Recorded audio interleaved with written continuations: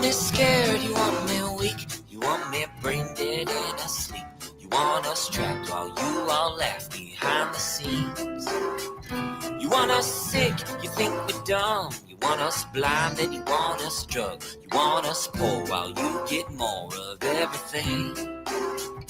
But you don't get to tell me what to think and what to do.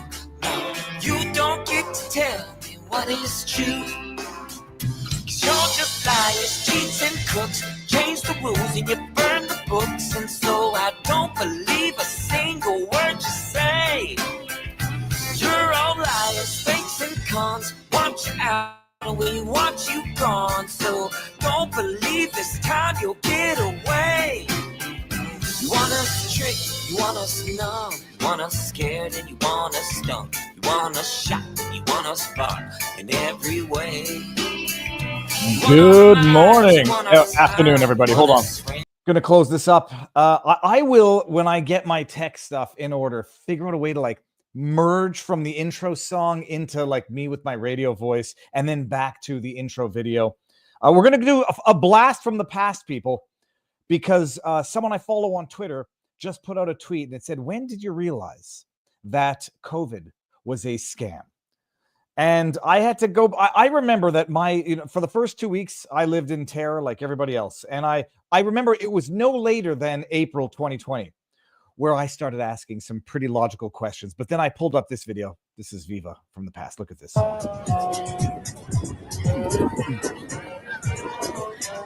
I'll show you an article in a bit from the New York Times. Is it safe to protest? I didn't even come here for this. I didn't come for the climate protest. It just happened to be up the street. I wonder if the media is going to call this a super spreader event and say that people don't have the right to do this, to protest against what they believe in. I'll wait for the media to call this a super spreader event. I won't hold my breath. There's a lot of people here. This was right where I used to live, up in Commie, Canada. It's an outdoor mental institution is what it is. Just remember what the media said when we had the lockdown protests, the anti-vaccine passport protests. Remember what the media said. Yeah. If the media didn't have double standards, they would have no standards at all. Bada bing, bada boom. Peace. And by the way, capitalism is an ice cream vendor at a protest. that man has the business plan right there. So when was this? This was September 2021. So this is a year after the madness. But you remember there was that article in the New York Times. I've actually got to show everybody because if you don't remember it, you would think it was satire in real life. This was when I remember having a fight with one of my friends, former friends. And I was like, you know, this doesn't make sense. Like, you're a smart guy. We went to school together. You know, this doesn't make sense. New York Times. Oh, I forget. I didn't get the article, the date in this. Are protests dangerous? What experts say may depend on who's protesting what. In other words, bullshit. In other words, absolute, abject bullshit.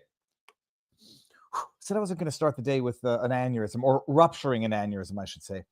Good morning, afternoon, wherever the heck you are. Morning, California, afternoon, East Coast, evening, England, and top of the morning to you, Aussie time.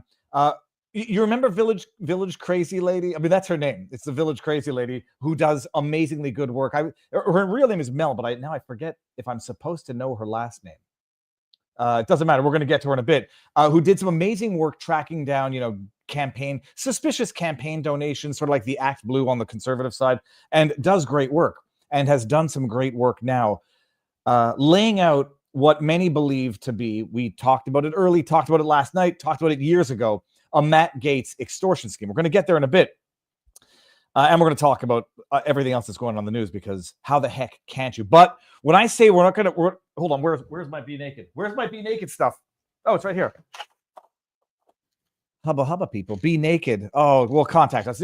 Be Naked is one of our two sponsors for the day, and we got to thank them and be grateful for the sponsors that are creating a parallel economy while making you healthier in the process. People, they say that evolution has gone soft, that men have traded their strength for comfort. But if you're not about to let your instincts go dull, it's time to fuel up with something raw, real, and primal.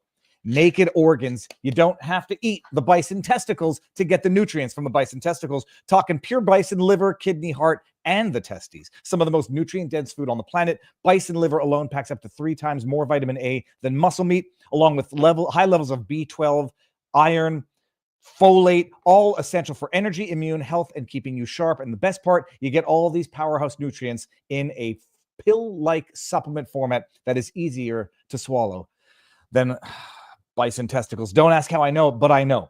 BeNaked.com, promo code VIVA, get 15% off. Time to silence the noise, reclaim your power, and get back to being unstoppable, and support a parallel economy of companies that respect you as a consumer.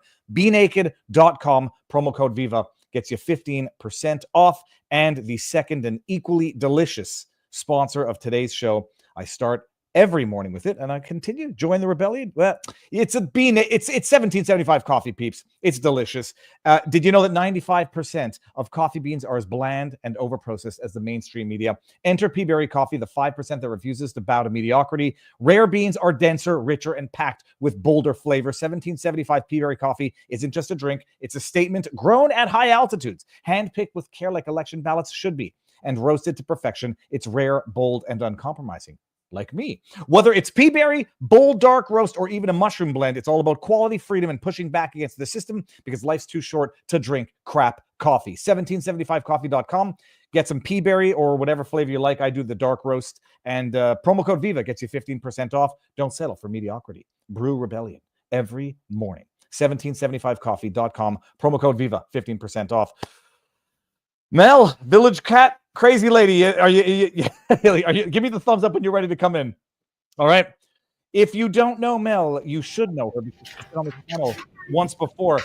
Mel, Laura Dern's younger sister, how does it go? Good. How are you? Woo, I feel like I'm really focused. Hold on, I could back it up, but then we end up wasting it. There we go. Okay, like that. And this way, when I bring in comments on the bottom, let me see here.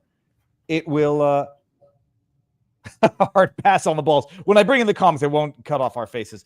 Mel, but just for context there, Mel, I once there was a meat vendor in Montreal, a local guy. He would come by with his truck, and it had good meat.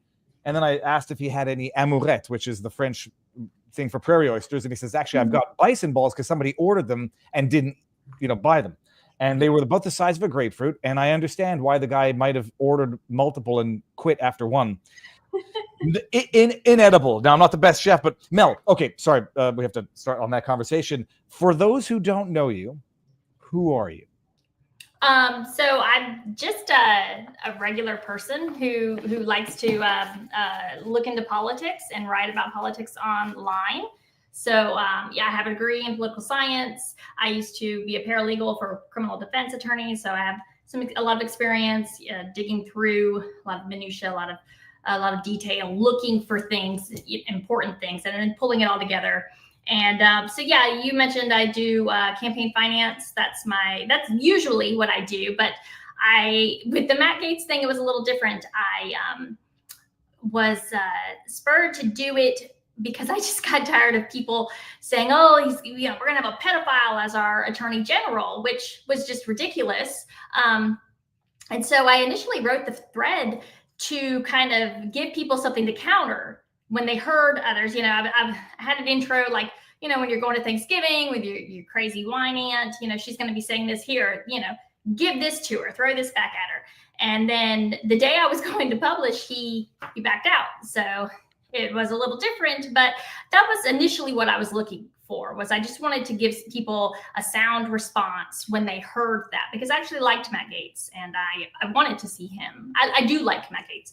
I wanted to see him in the attorney general spot. So, and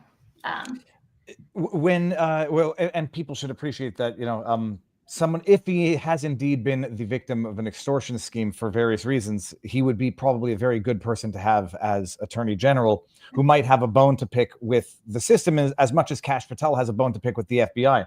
So I liked him as a choice as well. I do understand that some people had their reservations about him, but some people cling to this sexual predator rumor that sticks. I mean, they still think Tulsi Gabbard is a Russian asset from a Hillary Clinton smear from 2020.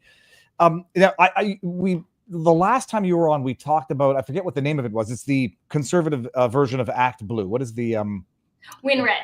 WinRed. That's right. Okay. And so I mean, you did amazing work on that. When I was looking at Kamala Harris's campaign finances, I appreciate when I'm not able to properly digest the information that I'm receiving, and I DM'd you and like, pick your brain about the contribution refunds that Kamala Harris was getting as compared to Donald Trump. I mean, look, this is not the subject matter of the day, but could you shed some? I mean, are you able to shed some insights on that? I don't know how deep you looked into the Kamala Harris stuff. So I haven't looked into anybody's campaign finance. I'm not going to do that until next year because we really want at the year end reports to come in. That's when things will get really settled, and we'll get a really good idea, because I have a feeling there's actually going to be a lot more that comes in, and it always does. They're literally on the 31st of December. They're going to drop like crazy, and so I haven't looked at them really at all. But yeah, so usually that's a pretty big tell when you see these massive amounts of refunds being done, because you can file for a refund for your donations to a politician, but you have to fill out paperwork, right? You have to actually request it. And so the first thing that ever kind of tipped me off about any of this ghost donor scam was actually, I was looking at Tim Scott, and he had about $2 million in refunds that he had given, but some of them were for like 30 cents, 50 cents, $1, $2. And I was like, who does that? Who asks for 30 cents back? Who asks for $1 back, $2? Who goes through number one, why would you even think that you could get that back? Which of course you can, but still. So yeah, I haven't looked into it too much, but come next year, the files are due on January 1st, or actually December 31st, and then give the FEC about 3 weeks to process them. I mean, you can download the raw data pretty much right away, but it's a lot to sift through, and it's a hard on your computer. If you want to start doing that, just make sure you have the capacity in your system to do it. I mean, even guys that do this professionally all the time, they burn through computers all the time. The data that is currently available is able to be downloaded right now, but there's going to be more that is right. So what's now, I believe, is through the 30th of September. That's what's required. Sometimes they'll do like a mid-run or a mid-quarter update and whatnot, but again, that doesn't have to be final, right? So they can, at that point, they can still just submit what they want to, and then submit everything else at the end of December. Does that make sense? Yeah, no, for sure. I mean, I presume it's maybe it's quarterly. I don't know how they actually do it. It's quarterly. Mm-hmm. So interesting thing. This is general, but anybody can ask for a contribution or refund from a campaign. Is there a time limit within which to ask for that? Is it the year of, or do you know offhand? I do think it is. It's within the cycle. Okay, so you can ask for it back. You have to go fill out a form and say, "Give me my money back," which is why, if I may disclose some of your insights to me, someone who donated $6,600, whatever the limit was, if they're pissed off at, I don't know, Joe Biden lying about pardoning his son, they might say, well, I want my money back from Kamala. And so for $6,000, it makes sense. You go fill out the form, however long it takes, mail it in, and you'll get your contribution back. You file it online, whatever. For the $5 or the $1, because I somebody in our locals community, Encryptus, thank you very much, he downloaded all the data and tallied all of the people, all of the contribution refunds. And there were hundreds in like the $1, $2, $5. And so I'm trying to even understand the rationale, not of an individual who would do it. I don't believe an individual would. What would be the rationale for the fraudulent scheme to try to ask for those micro donations back?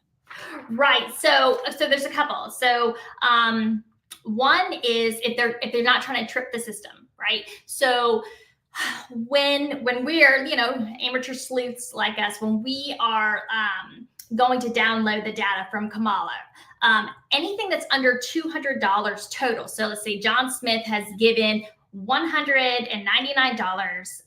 He gave $1 donation 199 times, right?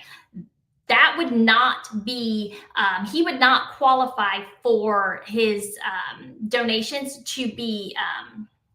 That's deductible. No. To be, of course, I'm missing the word, itemized. Sorry. Okay.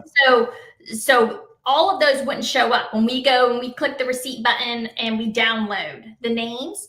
But if John Smith goes over, right, 200, he goes up and he gives another $1 and he gets to the $200 amount. Now all of his receipts have to be itemized and they have to be they're put into the files. So now we get to download his name, right? So if you're clawing some of that money back because you don't want to show how many bots that you have, does that make sense? Yeah.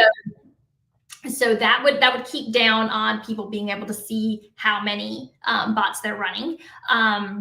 That's one. Another one is just getting the money back. You know, if it wasn't used, then they can claw it back and they can use it elsewhere. So I think those are really the two main ones, is trying to keep the names off of those itemized lists. Okay, very interesting. And ActBlue. I don't know if it was, someone told me, explained it was a payment processor. So a payment processor, but was it you, Mel? I don't want to steal a conduit. No, because I had multiple discussions with people in DMs and in real life. I don't remember who told it me, because I thought ActBlue was sort of like a solicitation entity. They go and is it sort of a hybrid? Like they go out and ask for, they solicit donations and they also take a processing fee for conduiting those donations to the candidate. Right. They're kind of like a Swiss Army knife, right? They do a little bit of everything. And so they are conduits, which means that they collect the money, they hold the money, then they're the go through, the pass between, but they are also the payment processors. So they do get to collect fees there. And then there are potentially other fees if they are hosting the website themselves. You know, they'll get fees for hosting as well. If they are helping to solicit the donations, right? Like they're the ones running the text messages. They're going to get fees for that. It's a really big operation.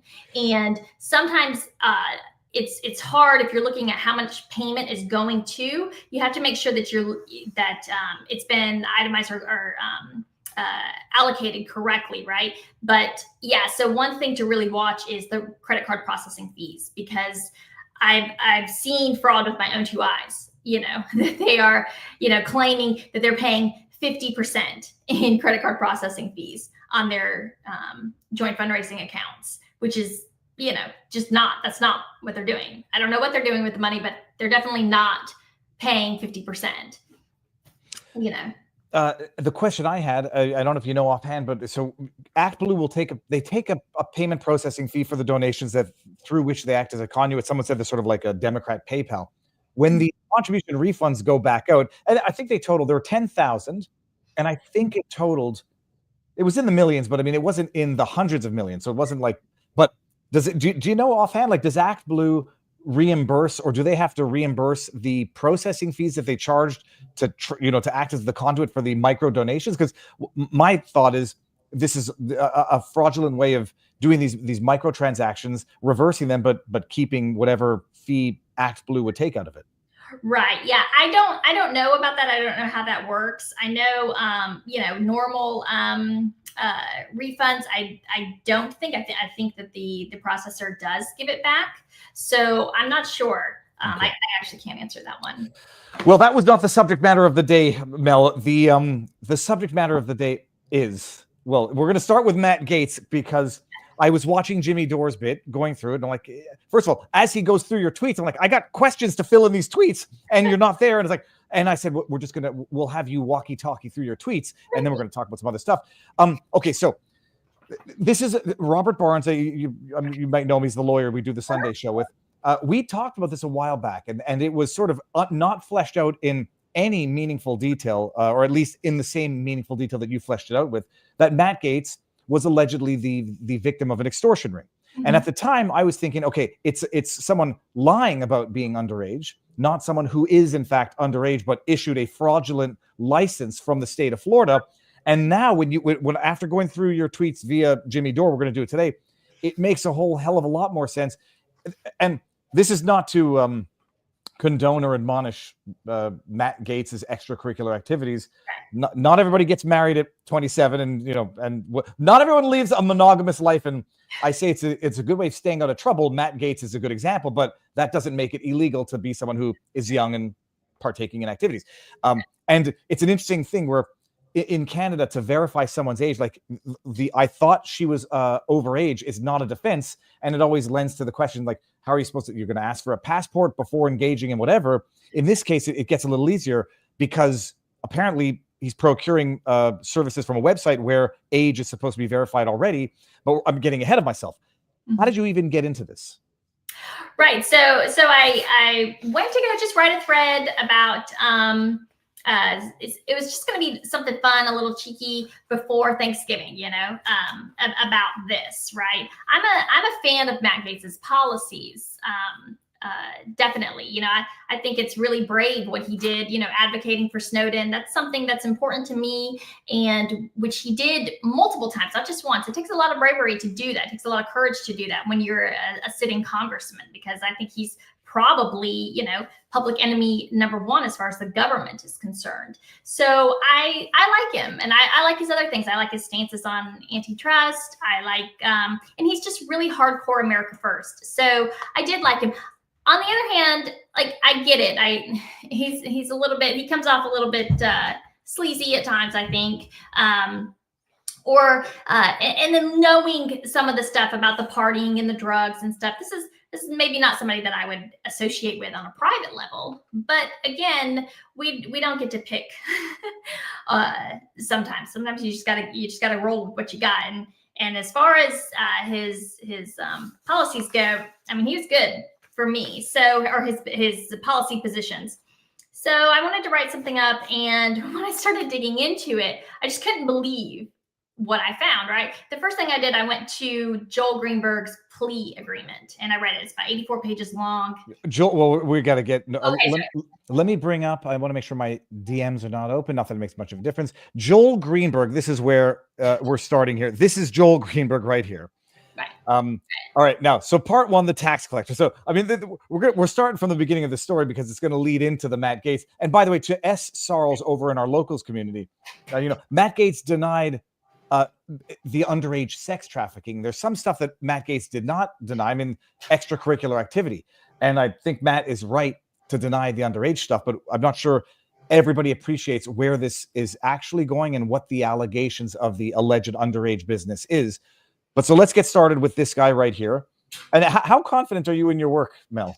I'm very confident. Yeah. Okay. So tax collector is this guy working out of Florida, Joel Greenberg. Now, by not objective metrics, by demonstrable court documents, what's his deal?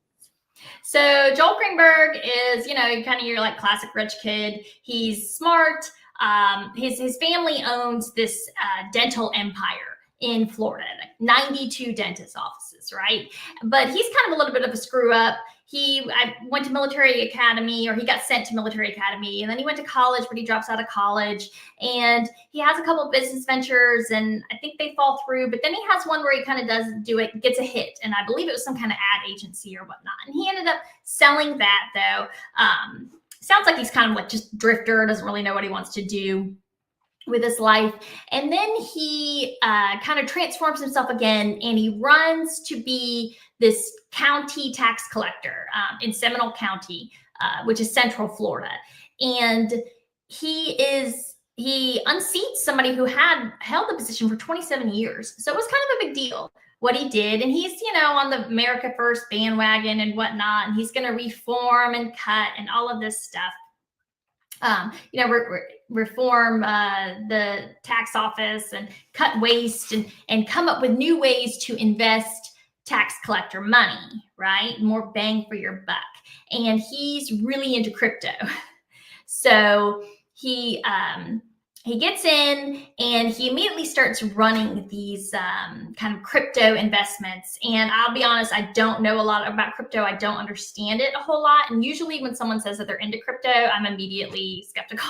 He's investing in crypto not with tax dollars, with his own business monies? Well, he starts investing with tax dollars into crypto, Okay. which ends up being pretty scandalous, right? Well, hold on. I take that back.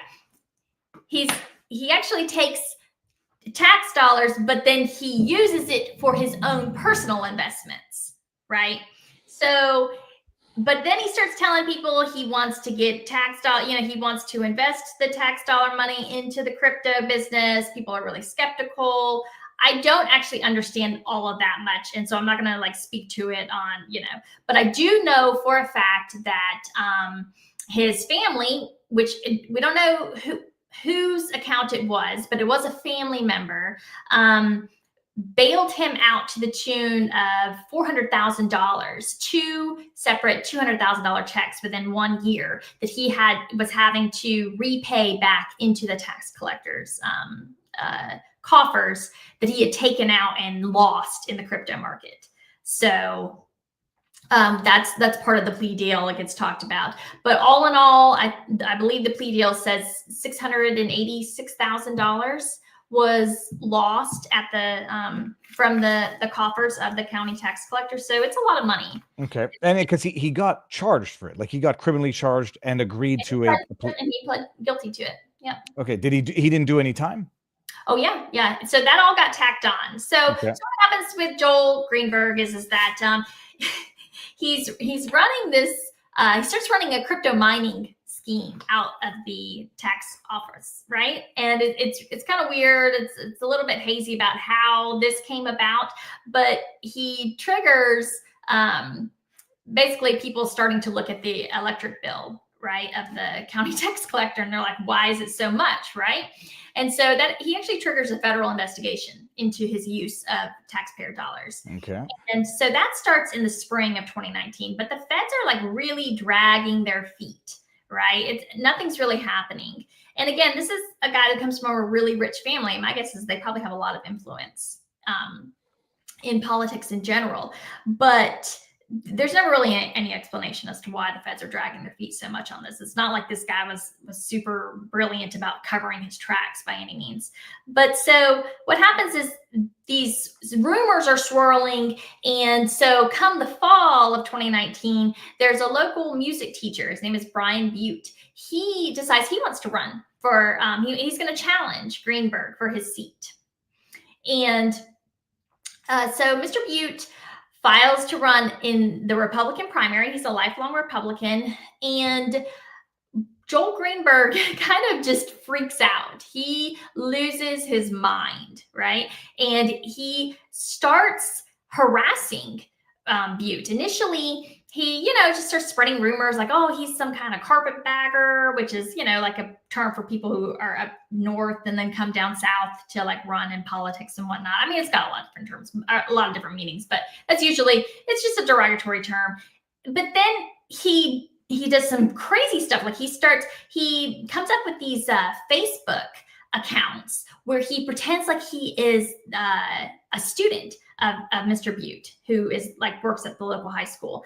And then he takes it and he starts calling him creepy Brian Butte and calls him a pervert and all of these things. He's a terrible teacher. And he's saying this like in public on public forums on Facebook. And then, and I think he created a Twitter account too, but then he goes even further and he writes these letters. Well, he types up these letters to the school administrators at Brian Butte's school. And then he hand addresses them and mails them, in which he accuses Brian Butte of being a sexual predator and actually sexually assaulting one of his students. So this is crazy, right? I'm like reading this, like, poor Brian Butte, like the poor man has been through the ringer. And those get taken really seriously, obviously. And they get turned over to the local sheriff, and the sheriff pulls Joel Greenberg's fingerprints and his DNA off of the letters. So they contact the Secret Service, which I guess must have been running the crypto investigation. And the Secret Service comes in and they arrest Joel Greenberg in June 2020 and charge him with stalking, cyber stalking, right? Because they got him dead to rights on that, right? So when they do that, this is really like where it all begins for both Greenberg and Matt Gaetz. They, the feds confiscate his cell phone and his laptop. And then of course, like he has a backpack there. And in it, they find all of this stuff. Do you want me to stop yet? No, this is just, it's just amazing. So Butte is B-E-U-T-E. This is 2020. Mhm. This is after the crypto issue where Joel Greenberg is what's the word, squandering the tax dollars of the people he represents on crypto. His family bails him out. He gets indicted, pleads guilty to that, and then this is after that. Right. Well, no. So this is, he has not pled yet. Okay. This is concurrently that I'm trying to just right. It's really just getting started for him. So they start going through his phone, right? Obviously, and they find all of these text messages between Greenberg and all these women. He is, I found out later through private, I don't have any, maybe I shouldn't say it. Someone told me that he had an open relationship. I don't know if that's true or not, but it would actually make a little bit more sense if he was, because, you know, this guy ended up having 70 different women that he paid for sex that he met on this sugar daddy website. And I don't know. I feel like if you have 70 mistresses, that's just hard unless your wife just knows. So who knows? And I'll bring this up here. This is we're in further investigation revealed from December 2016 through 2018. Greenberg was a customer of Sugar Daddy, a website he solicited various women for sex and escort services. This is where he met the aforementioned 17-year-old. Okay, and he spent $70,000. I mean, I guess when you're worth that much money, if he's worth that much money, what's $70,000 on hookers? Right. Holy hell. Okay. All right. So contemporaneously, simultaneously, I should say, he's involved in paying hookers online, to each their own, if it's consensual, cyber harassing of somebody who's running against him, manufacturing lies, alleging improper conduct of the highest order, which is going to rhyme with what comes later. All right. And what else is Joel Greenberg doing? Real quick, I'm going to send you a screenshot from the plea deal that talks about. Okay, you can do it in private chat, or you might be able to. Yeah, I couldn't get it to upload in the private chat, but I did send it on X. So okay, cool. So let me go open that up. But that just talks about just one of the check things, you know, with the two separate $200,000 checks. It just kind of gives you an insight into how much money these people have to throw around, and kind of just, you know, what a total dipshit he was. Oh, it's glorious in terms of entertainment value, but there's real people. On an unknown date in 2019, Greenberg asked his family member who had given him over $200,000 back in January 2019 for another $200,000. When asked what happened with the other money, Greenberg explained that he had used it to purchase cryptocurrency for himself. Okay, that can go quickly. Greenberg stated that he would go to jail if he did not pay back the $200,000 to the tax collector's office. On the morning of April 23, 2019, federal agents served a grand jury subpoena on the tax collector's office. Okay. Yeah, so this is just like, you know, one, again, I just couldn't get over that. Like, have you seen the movie? It's for $200,000, and then, you know, 6 months later came back and said, actually, I need another $200,000 because I blew the other one on crypto. Have you ever seen the movie Owning Mahoney with Philip Seymour Hoffman? No. It's about addiction, gambling. It's a nauseating movie, not in the same way as like Requiem for a Dream, but like just the insanity of this is a form of gambling with other people's tax dollars. But okay.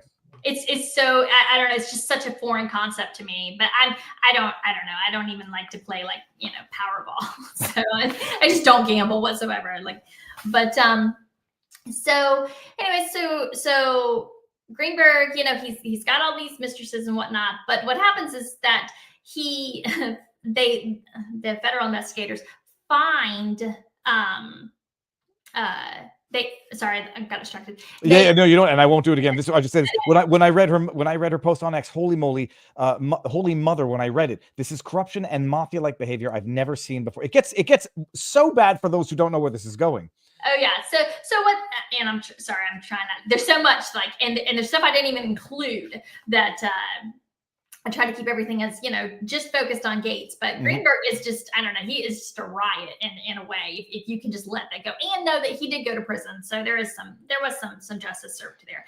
But so anyway, so this guy, they find these text messages with these girls, but they found these 3-year-old text messages with one in particular, right? And it becomes clear that she was underage. And at some point, Mr. Greenberg discovered that she was underage. Actually, we actually know the exact time that he discovered she was underage, and it was in September. There's a date specifically in his deal. What was it that indicated he discovered definitively that she was underage? So he had met her on the Sugar Daddy website, where she was, presenting herself as of age, and he had known her for a couple months at this point, but something triggered him to use his position as county tax collector to look her name up, right? Because he had full access to the David systems, it's the DMV system of Florida. And that's when he discovered that she was underage. She wasn't 17, or she wasn't 18 yet. She ended up at some point in the fall, I believe it was November, she did turn 18. So she was of age for the most part of their relationship. But there was apparently a 3-month period where she was not. And so what Greenberg does is that he then uses his position as the administrator of driver's licenses. He uses it to steal the identity of a real Floridian woman who we don't actually know. He was charged with identity theft in relation to the theft of one woman's ID, but we don't get any details. Like, we got details because he made 4 IDs for himself, and we got details on 2 of those IDs, but not on the other 2, and then not on this woman. But if just to interrupt for a second, did he get charged with anything related to underage activities? Oh, yeah. So because they could definitively prove, because he had accessed her real driver's license information, they could prove he knew with beyond a shadow of a doubt that she was underage, and he still continued to engage in sexy time.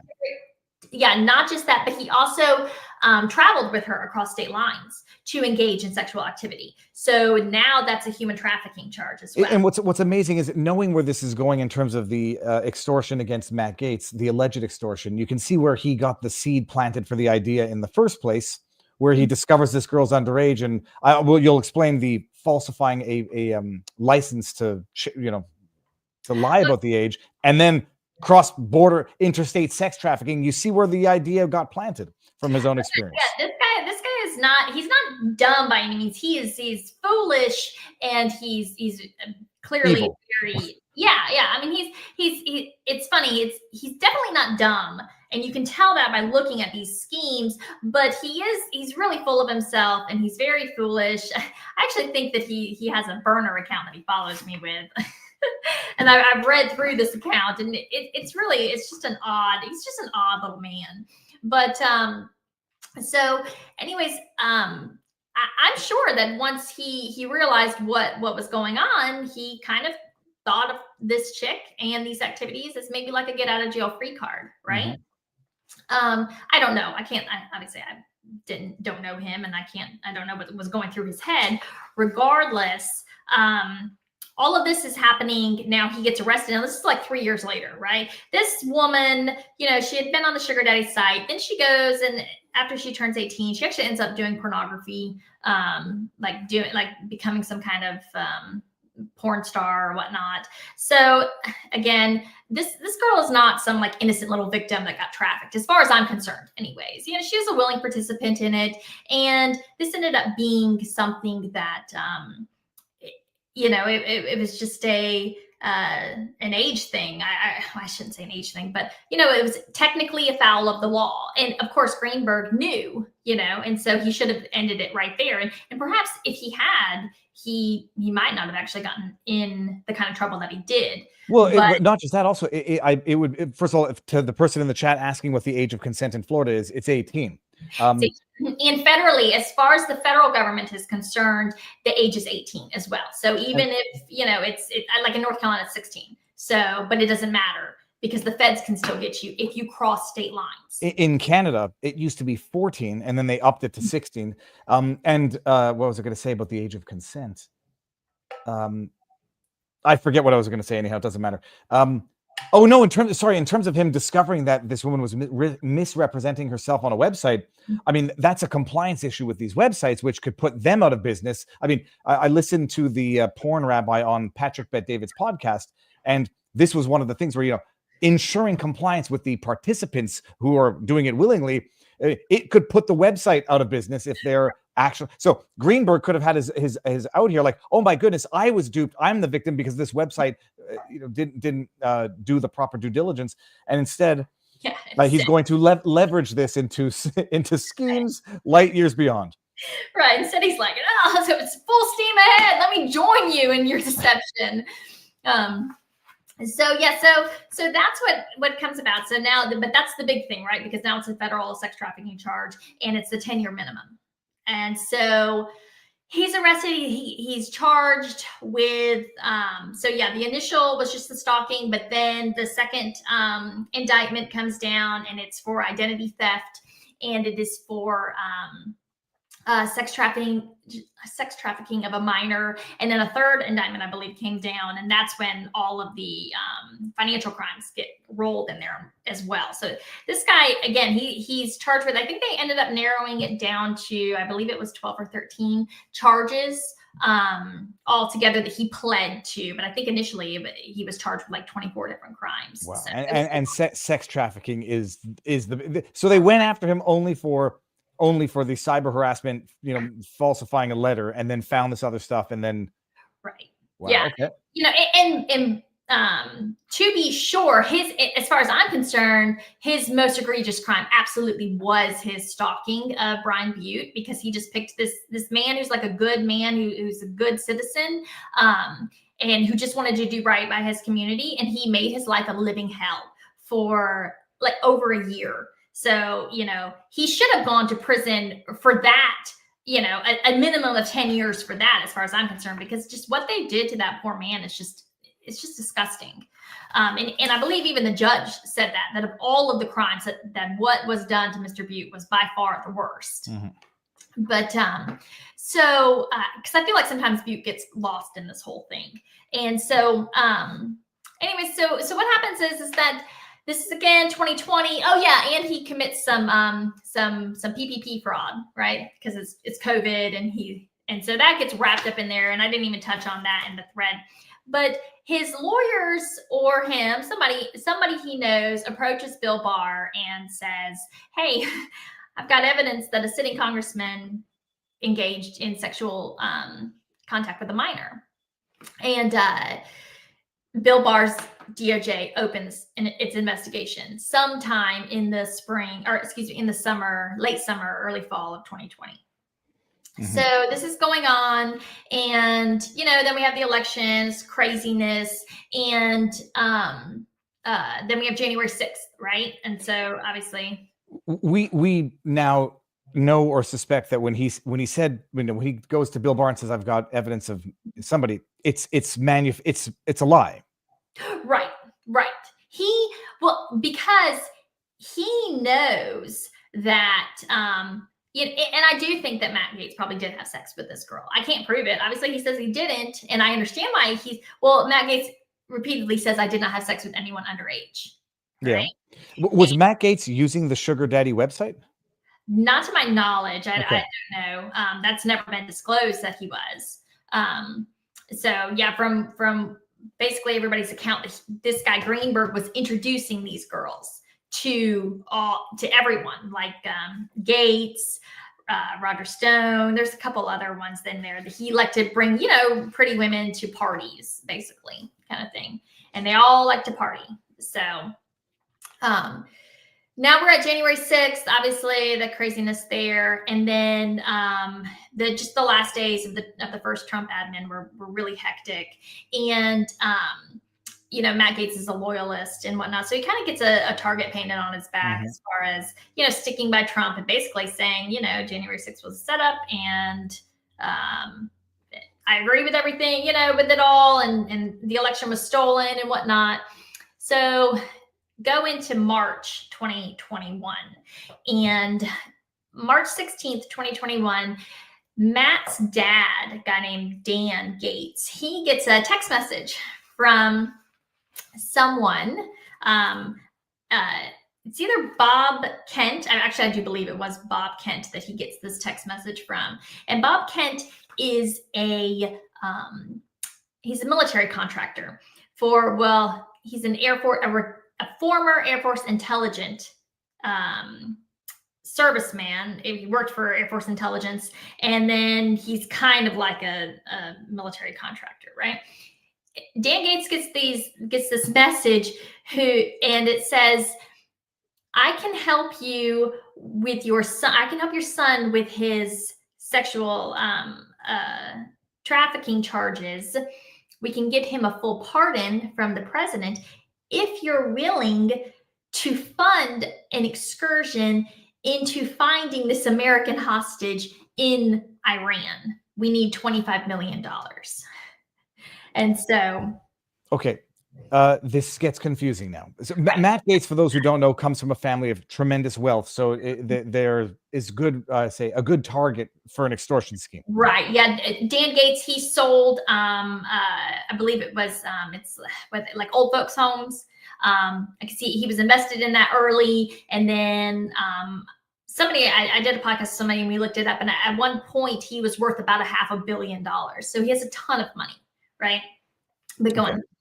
So who are they looking for in Iran for this? This is the part where people are going to get. This is the part where it gets really wonky, and I get it. Trust me. It's so funny when I was like looking into it. I was like, how am I ever going to break this down for people?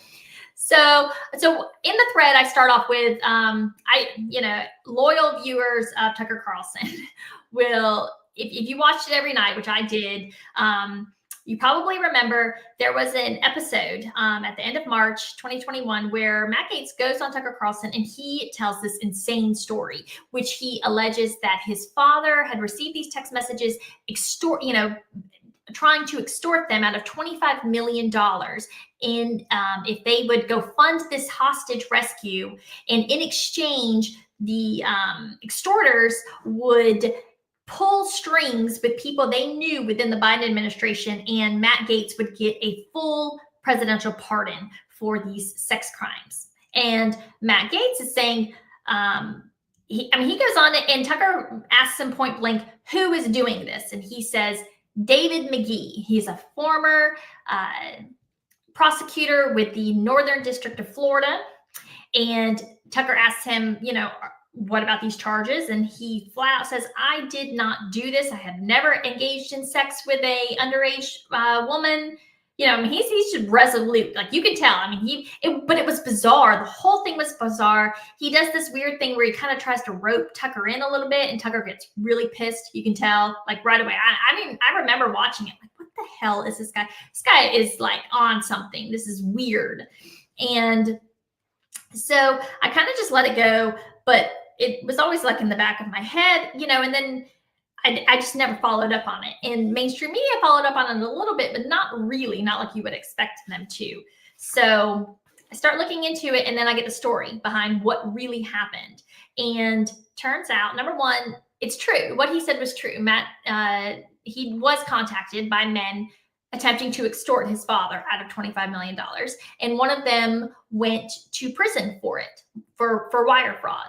And so the story behind this is there's a man named Bob Levinson, and Bob Levinson was a retired FBI agent who went to, he retires from the FBI and he becomes kind of like a CIA contractor, right?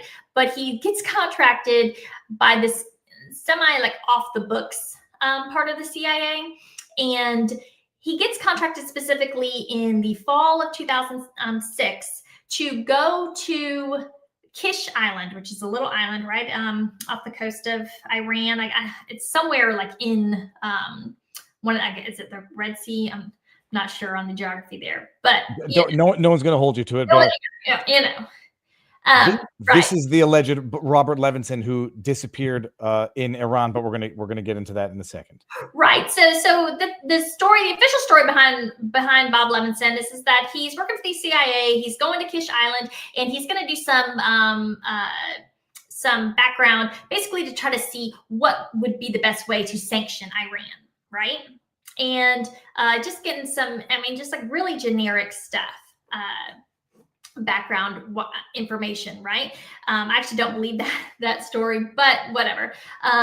He disappears from Kish Island. And let me. It might be useful to read this here, at least from Wikipedia. Take it for what it's worth, people. Bob Levinson, presumed death March 2020, was an American DEA, a former Drug Enforcement Administration and FBI agent who disappeared on March 9, Kish Island, March 20, 2007.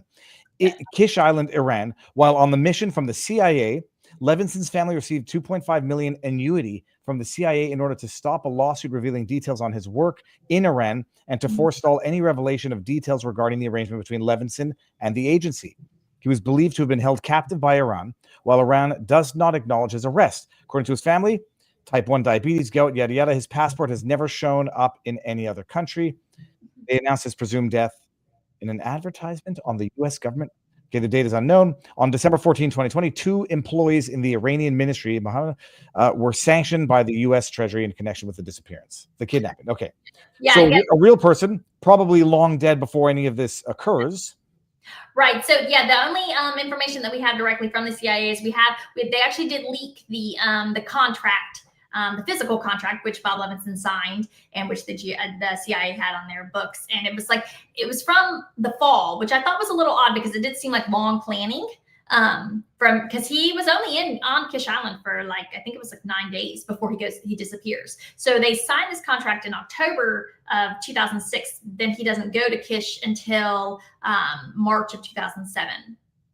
And anyways, so he goes missing, and it's really weird because George Bush acknowledges, well, number one, people like his wife, his family, they knew that he was there doing something, but I don't even know if they technically knew that he was working for the CIA. I think that they kind of thought that he was more on the up and up, what he was doing here, because they're very public about his disappearance right away, which you wouldn't necessarily expect from someone who was working for the CIA, right? Because he was there to be a spy.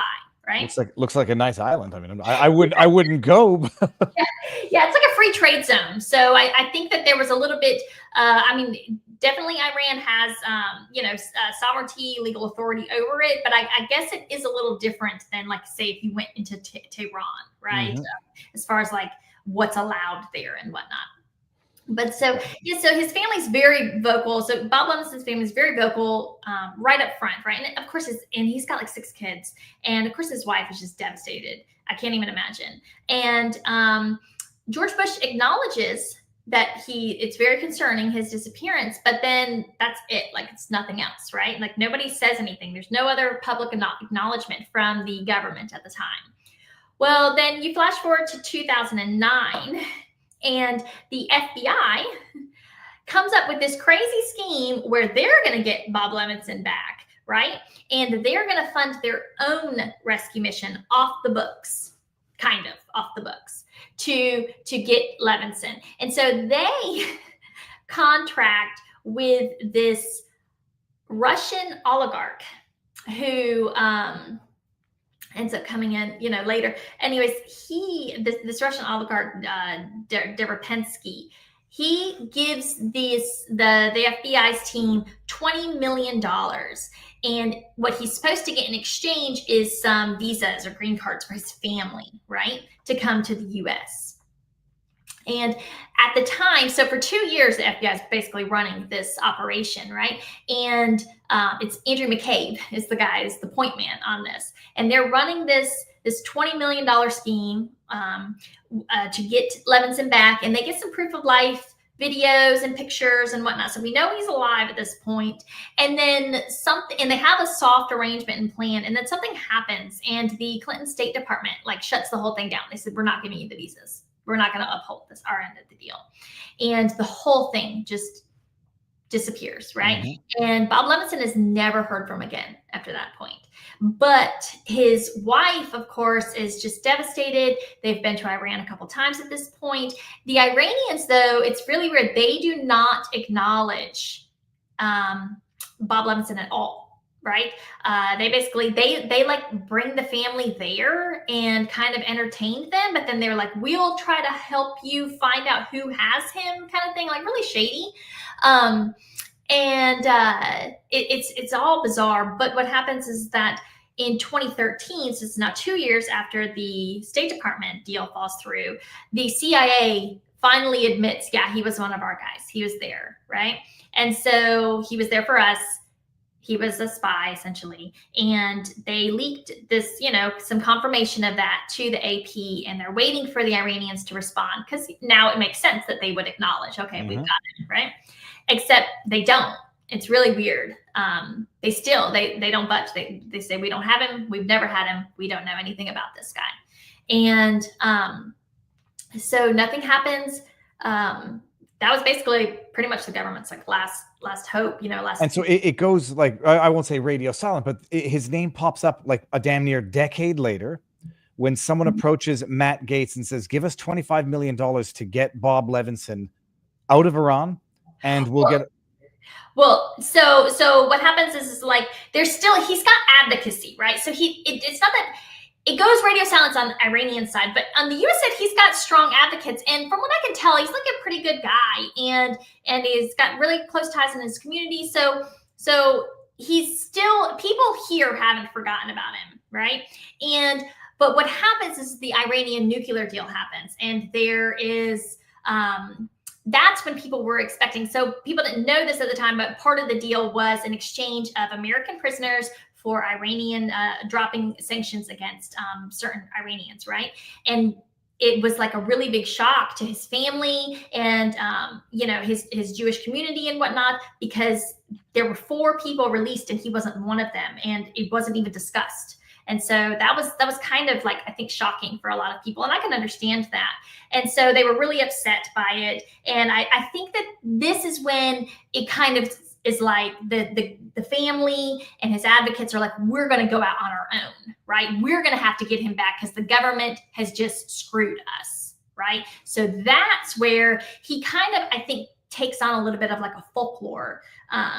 People who care become invested in trying to get this guy back, right? And so flash forward, Trump, I don't even think they did anything. And then finally in March 2020, he gets declared dead by the Trump administration. He's legally dead. But then something weird happens, because in June of 2020, a man named Bob Kent, who again has these ties in this community, and like I said, he's kind of, you know, this like lost hero within the intelligence community, forgotten man, whatnot. Bob Kent says that his Iraqi network has come up, or has come across some evidence that Bob Levinson is still alive.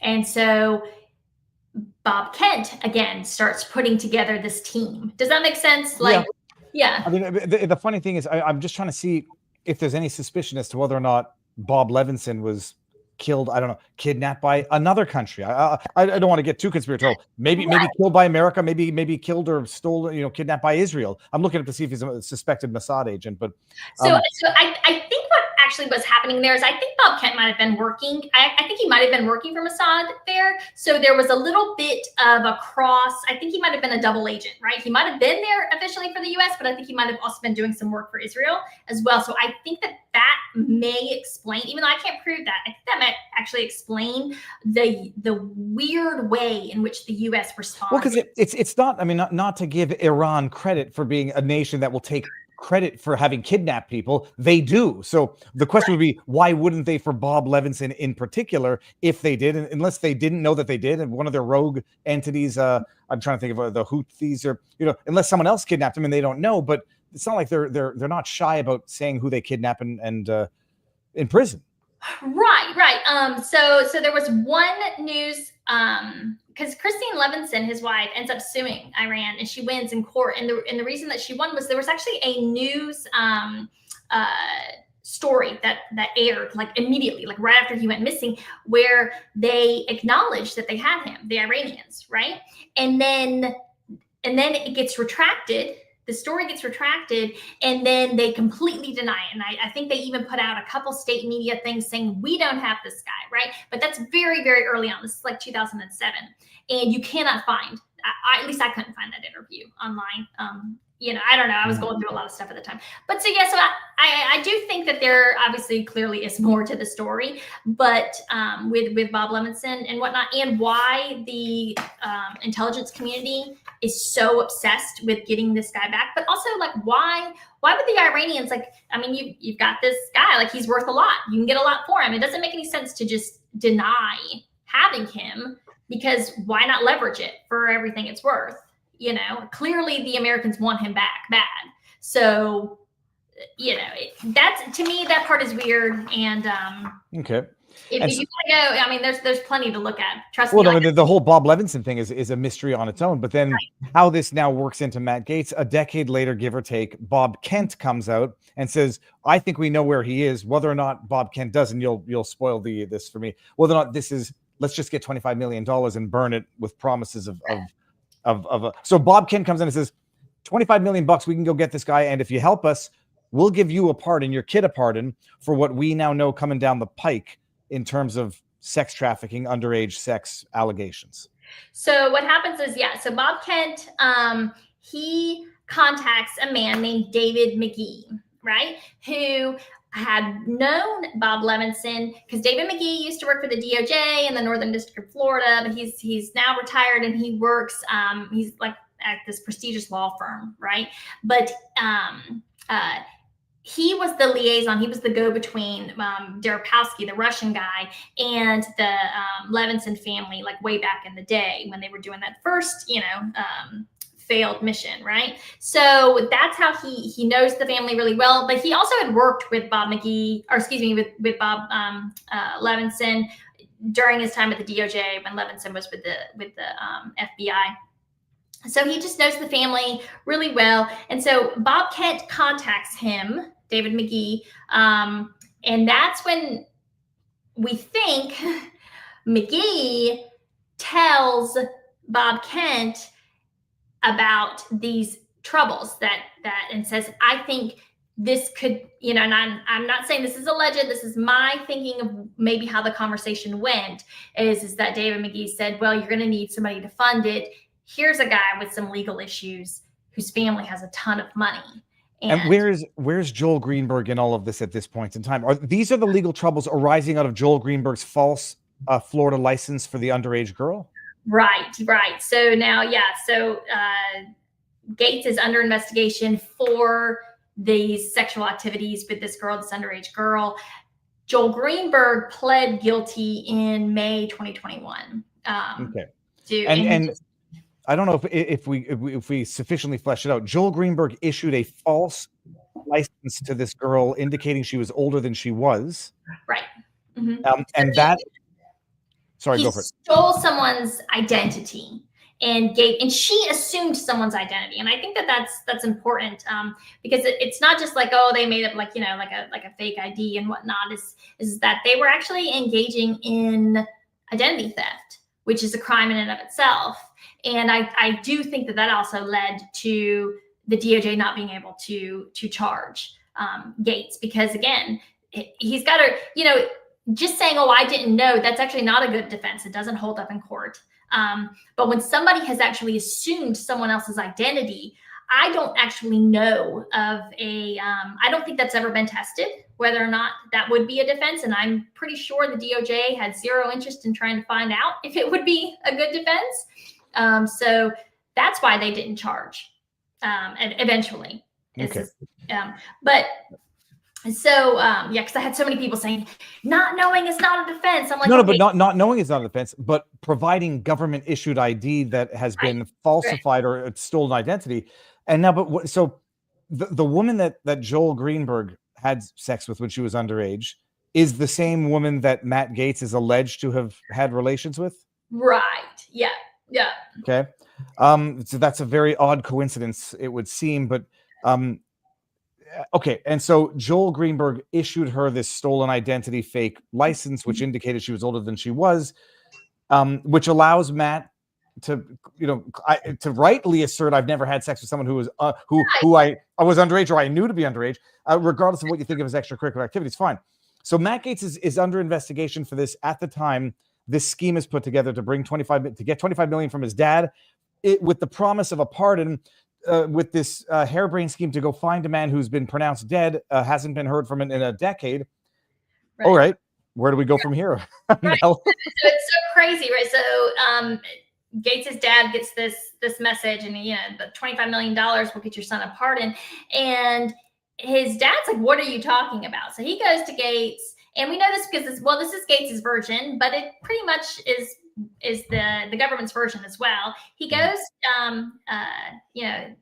dad goes to son and says, "What's up with this?" And he says, "I don't know, but you need to contact the FBI." So they go and they contact their local FBI up there in the Panhandle of Florida, and the FBI decides to set them up basically on a sting operation of these extortionists. To catch them. So they're going to wire Dan Gaetz up to go talk to these guys. Shut up. Okay. So, they're going to make a movie of this one day if they haven't already. Oh, they will. Yeah. So they go and they wire him up, right? And right before he gets to go, Dan gets nervous, right? Because they don't actually know the details of this. They know that there's some kind of investigation going on with the DOJ, but they don't know anything. And so, and I get this, I totally get this, but they got to play along. So Dan gets nervous and he says, "I want some acknowledgement from you all that what I'm going to say on these wiretapes is I'm just playing along. I'm not saying that my son did or didn't do anything."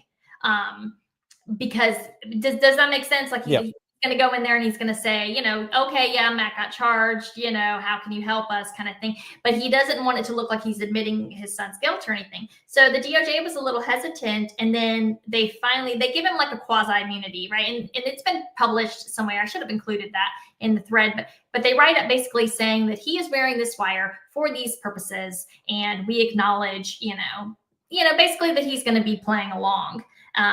So that nothing that he said could get used against Matt later on down the road. Well, he demands this, and then like the next days, and he goes and he has his meeting and he records his conversations. And it's like the very next day, the DOJ story gets leaked to the New York Times, and the whole thing just blows up, right? And that's when Matt Gaetz that night went on Tucker. And it was weird at the time, but now it makes perfect sense when you watch it. And he tells the FBI, "Release those tapes and you'll see I'm telling the truth." But he says that the FBI has said that, basically, no, they're not going to give them any access to these wiretapes, these conversations between Matt Gaetz' dad and this guy, David McGee. All right, and how that leaks to the New York Times is anybody's guess. Right. So so the FBI leaks it, and it just shuts down after that. The wiretapes go missing, and then the DOJ, like the whole story, just kind of it gets dragged out.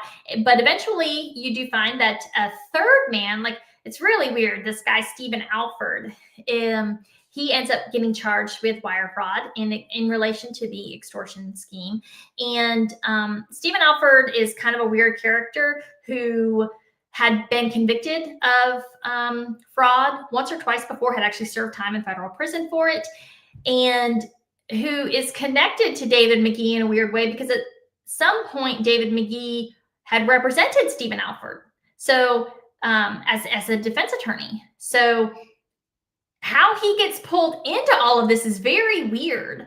And I know that there's a couple, there's one journalist out there working on it, and I know he's going to be bringing a story out. So he's got some good stuff out there. But yeah, the David McGee angle is really weird to me. So what happens is the FBI just drops it.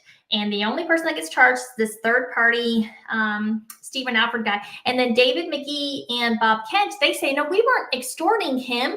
We were just trying to help him.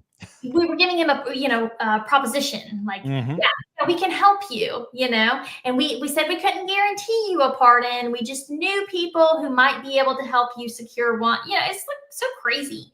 And then there's another thing that happens, right? So, because the story is just already so weird. A third part going on at all this time is that, Scott Adams is the Dilbert guy, right? Yeah.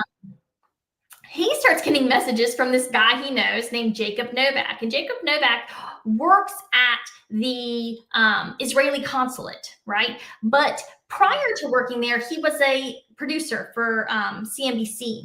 And a lot of people really focus on the Israeli consulate thing, but I actually think that probably the closer tie is the CNBC producer thing, because the man who sent or who hooked up Bob Levinson in Kish Island, his name is Ira Silverman. He was also a producer for MSNBC at one point. So these connections are in. Anyways, sorry, I'm getting off track. No, I know what connections people are making based on the names of the players in this. Yeah. Scott Levinson, Josh Greenberg, what's the guy, Votek, the guy who's DMing Scott Adams? I mean, this Novak. Yeah. Novak. This smells like foreign intelligence, if someone or playing with American intelligence. Right. Yeah. I mean, I think these are definitely power players. And so it's funny, like, and then of course you got the Israeli consulate. So what happens is Jacob Novak works at the Israeli consulate, and he sends these messages to Scott Adams in which he basically says, hey, I got the scoop. And this is before the story had broken at New York Times. Matt Gaetz is going to get charged with sex crimes. And he specifically says, let me pull them up because they're quite. And just so we can get ahead of this, Matt Gaetz never gets charged in any of this. Period. No. And now, actually, this is what I was trying to find earlier, where when people say it is not denied that he paid women for stuff. No judgment. It's not denied, Mel, that he paid women for sexual activities or companions. I think that he has denied it. I think he says that he was just like really generous with his girlfriends, which again, I don't know if he was throwing money at them. I mean, he's clearly pretty rich. Some people might hypothesize that. They just do, I don't know. I didn't really care about that. The other thing was the age thing. I actually think that the girl, she probably, at the time, Matt Gaetz was 35. And, if she presented herself as 21, which I'm sure she did, because you're not going to fake an ID and, only say you're 19 and you can't go drink or anything like that. You're going to say you're 21, at least. And so, 21 or 22 and 35, I mean, it's just, it's not unheard of. It's not even uncommon. No, so, my best friend's parents were 20 years apart and right. happily married for 50 years. And I think even Matt Gaetz' current wife is like 10 or 12 years younger than him. So, I mean, he clearly just likes younger women, whatever. It's not a crime. There's nothing wrong with that. But so Jacob Novak sends this message, and the first one comes the Saturday before the story breaks, and it says, "Scoop, I can't report. Rep. Gaetz is the subject of a secret grand jury probe of sex with minors and possibly murder conspiracy." I still don't know what the murder conspiracy thing was. They're trying to get Scott Adams to think he's going to break something early, go public with it, legitimize it, and then humiliate himself for the rest of you. Discredit himself, I should say. He says, "I trust the source. Charges, accusations, apparently very credible." So that's the first one. Then the story breaks, and Novak writes, and he says, "Told you," and he sends the New York Times. Then, so I guess that was the day before. The day it broke. The next day, Scott Adams writes back and says, "Allegations against him do not sound credible." Then Novak says, "I don't want to believe them, but my source says it looks bad from closer in." So your source. So again, if we take Novak at his word, that means he has people inside the DOJ telling him, right? then, and we still to this day don't know who those people are. Scott Adams writes back and says, I'm betting against it, but the extortion counterclaim sounds credible, has witnesses apparently. And Novak replies, the backstory is this is screwing up my efforts to free Bob Levinson. Gaetz's dad was secretly, it says finding, but I think Or meant financing. I think it was either financing or funding. Yeah. So I'm very much wanting this to be untrue. I've got a commando team leader friend of mine nervously awaiting for wire transfers to clear. So presumably that's Bob Kent, right? And Kent and Novak know each other. I guess privately they've known each other for a long time. And so he's definitely inserting himself here. But again, this guy is the media consultant for the Israeli consulate. So he's not just like some normal, rando. This guy definitely potentially has serious contacts within the government, within the international community and whatnot. Then, okay, so Novak then says, Bob Kent is my lifelong friend and the best person and patriot. I also highly doubt McGee, so he says David McGee, extorted or promised anything to Gaetz. And also the $25 million number is total BS. Now the Gaetz have burnt Kent and Levinson. I can clear up to 50% of this story isn't true. And he links to the story about the extortion. Then Scott Adams says they have documents. Novak replies, yeah, some numbers and facts have been altered. The real documents do not extort, and we only asked for 25 million as an estimate at first. We came way. We. He continuously says we, right? Adams replies, you think his screenshots are offered? That would be the world's dumbest play. The sender or recipient has the original. And then Novak replies, we do. So hold on. And how did we get these? How did the world get these DMs between Scott and Novak? Yeah, God bless him. Scott Adams just released them. I think he released them to Politico and said, yeah, this is really shady. And basically, I don't want any part of this. And then it did become a story. Politico ran a story. A couple places ran a story on it. The Israeli consulate basically immediately said, "This is not us. We have nothing to do with this. We condemn him. He's doing this on his own private time. It's not our business." Right. But they don't fire him, which I thought was weird. And they don't even, discipline him in any way, which again, weird. Mm-hmm. And so, later on, Matt Gaetz, of course, he becomes upset. And he questions this himself. Like, does the Israeli government have anything to do with this? Who is, and he's asked the same question I did. Who is the we? How do these people know these things? These are not, this is not something that just average, regular people, even well-connected people would know. These are people that have contacts within the government. And, obviously he has every right to ask those questions. But I think we should all know. And Novak, to my knowledge, just stopped taking questions, no interviews, no nothing. I don't know where he works now, but I think Novak's important. But for me, the David McGee thing is way more important. I feel like him like being this middleman and then just getting to kind of walk away scot-free, like no charges, no nothing. And basically what he said was, I didn't extort anyone, and Matt Gaetz is just making this up to distract from his own criminal behavior, which was crazy because they do admit, he and Bob Kent, that there was kind of a proposition for this $25 million. And it's pretty clear from the conversations that have been relayed by them that they were trying to, tit for tat. Mm-hmm. So again, they haven't been charged with anything. This is just me, kind of observing. But and this is where it stands as of today. Matt Gaetz was never charged, let alone convicted. Mm-hmm. Bob Levinson still presumed dead. So who they're trying to get this 25 million for, and for what reason? And they were promising the pardon to Gaetz. Right. And Gaetz is basically like, I didn't have sex with anybody underage, and I don't need your pardon. Okay.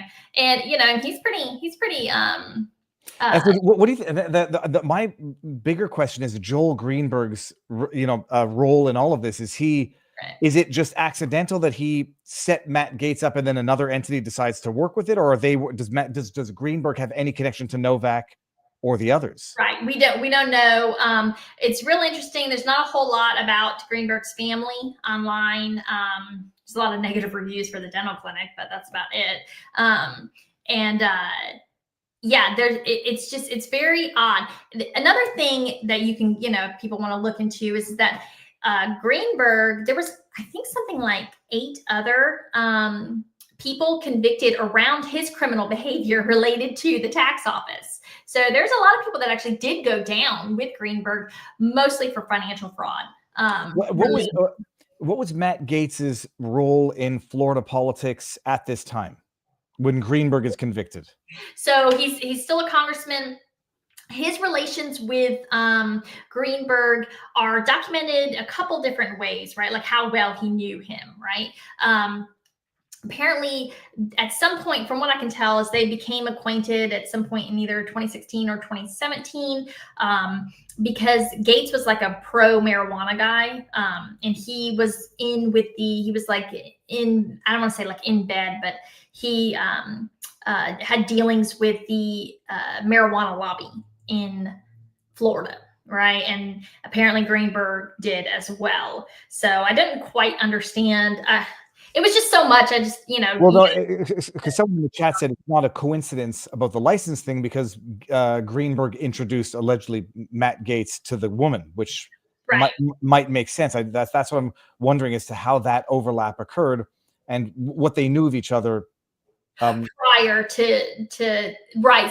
So from what I can tell, it was mostly just like a political thing. Like, I'm young in politics, you're young in politics. They get along. Clearly, they like beautiful women. They like to party. And so I could see it how, you have this kind of playboy attitude and you're rich kids and you're running around. They just live a different kind of lifestyle than us, I think. And so, again, I do think, obviously, I think it's just good advice, don't hang out with men. If you're a sitting congressman, don't hang out with men who run around on their wives. Well, the funny, I wonder if what's his face? What's his name? The Florida guy, Greenberg. Mm-hmm.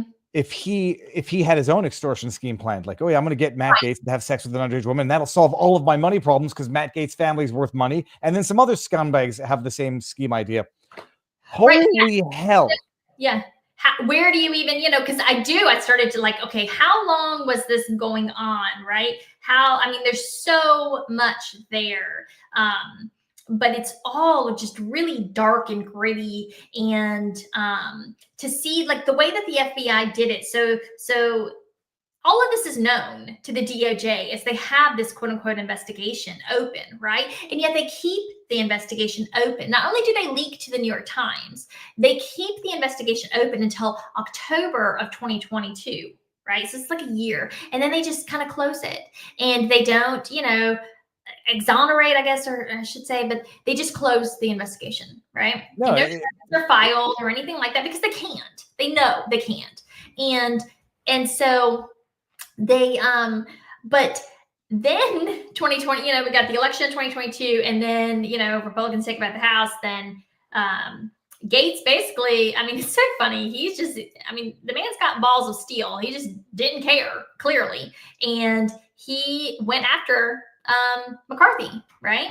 Everybody remembers the speaker fight, and it really made an enemy out of McCarthy. And when he kicked McCarthy out in 2023, September or whatnot, they plotted their revenge on him. McCarthy's allies in the House. And that's when we get this House investigation into Matt Gaetz. I don't actually know exactly when that started, but it was definitely. They haven't, that ethics investigation hasn't been leaked yet. Well, so, it's going on for like a year and a half, and then it's going to get wrapped up, right? Again, no charges from the FBI, but it's really dumb, the House investigation. And then Gaetz gets nominated by Trump, right? And I think probably, I do think what happened was they thought they were going to be able to keep the investigation or the House ethics report hidden or like under seal. And when it was clear that that wasn't, because somebody had access to it, and they started just trickling out. They started leaking bits and pieces here and there, and you can find them on X.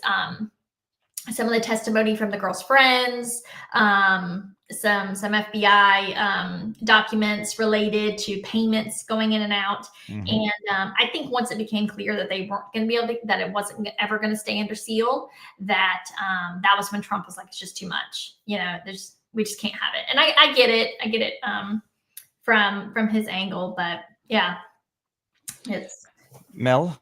Yeah. What is it? What a tangled web we weave when at first we seek to deceive. Holy hell. It's amazing. I mean, it's as black pilled as you think you'd ever been. It's exponential. And now there's like so many further fractal rabbit holes to go down. Yeah, you can go, you know, it is a tangled web. It's hard to relate to people. It's so funny. I was like calling my sister, like, you are not going to believe what I'm like this, you know, and I'm telling her, and I'm like, but there's more and there's more. And, you know, she just couldn't believe it. She's like, this feels like a Netflix series. I was like, it deserves its own Netflix limited series. It's a wild story. And, you know, and Gaetz has always denied, again, specifically, he has never slept with underage women. And I do believe him. I don't think he ever, you know, sought out sex with a 17-year-old girl, period. And I mean, it would be so stupid to do from his position, even if you're a Jared Fogle level pervert. It would just be stupid. And in as much as I still think going to parties and doing drugs and even being promiscuous in his position is equally stupid, because you don't have to have done it in order for someone to say you did it. It's just stupid. But there's levels of stupid, and then there's levels of illegal versus stupid. Right. Yeah. I mean, you can be kind of a dunce. You can be kind of a jackass.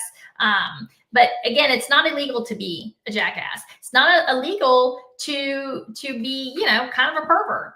And as long as, again, the women that you're being pervy with are of age. And so, like I said, I'm sure she was presenting as probably 21 or 22. Again, he was 35 at the time. It's not even that big of an age difference. I want to bring this one up, but don't forget, Greenberg made a very realistic fake ID. It wasn't a realistic fake ID. It was a real ID. It was stolen identity. It was official government documents. I mean, it's how you would steal someone out of a country, by giving them real documents. So, right, yeah. I mean, I can't imagine that there's probably ever been a case like this, where somebody was using, you know, the Davis system to sexually traffic young girls, or to run young girls to federal lawmakers. Again, you know, and it'd be interesting to see who else was related to, you know, because I got a feeling it wasn't just Gaetz at these parties. These, you know. Mel, at the risk of keeping you too long, you want to talk about the Biden pardon? Yeah. Okay, well, we're going to do this. It's going to be a short after exclusive party, but we're going to end this on YouTube in any event. So come on over to Rumble if you're coming, or vivabarneslaw.locals.com, ending on CommuTube.